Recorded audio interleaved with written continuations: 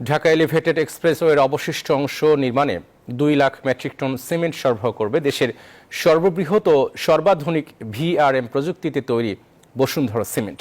শনিবার সন্ধ্যায় বসুন্ধরা সিমেন্ট এবং চাইনিজ নির্মাণ প্রতিষ্ঠান শানডং হাই স্পিড এবং গ্রুপ এবং শিনো হাইড্রো কর্পোরেশন লিমিটেডের জয়েন্ট ভেঞ্চার এসডিআরবি শিনো হাইড্রো জেভির মধ্যে এ চুক্তি স্বাক্ষরিত হয়।